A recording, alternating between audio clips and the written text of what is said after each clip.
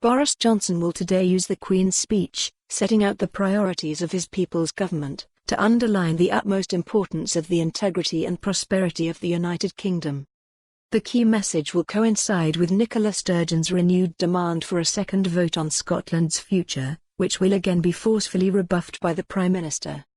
The programme for the new Tory government is not expected to contain any surprises and is, for the most part, the same as the one announced in October at the end of the last Parliament.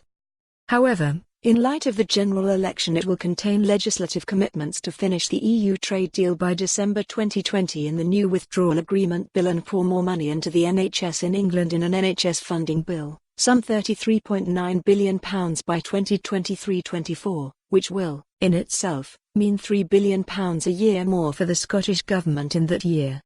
Speaking to nurses at a Downing Street reception, Mr Johnson described the NHS as the single greatest institution in this country, and it's absolutely vital that we as political leaders, all kinds and all levels, understand what is going on in the NHS. You are doing an incredible job.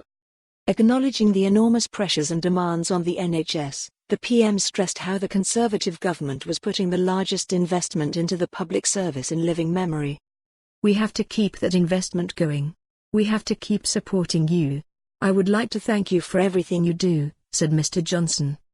In his Commons address on the Queen's speech, the PM will set out the government's plans to make 2020 a year of opportunity, growth and unity for Scotland, not of further division. He will refer to the investment going into Scotland, including £1.4 billion in city and growth deals, a £1.2 billion cash windfall on the back of the latest spending round, and an additional £211 million for Scottish farmers. Downing Street pointed out how the gracious speech would underline how a second independence referendum next year would be a damaging distraction that would undermine the decisive result of the 2014 referendum and the promise made to the Scottish people that it was a once-in-a-generation vote. The government programme will aim to unite and level up the country with wide-ranging domestic reform, including increasing pupil funding in England, measures to ensure terrorists spend longer behind bars, and to end vexatious claims against armed forces members.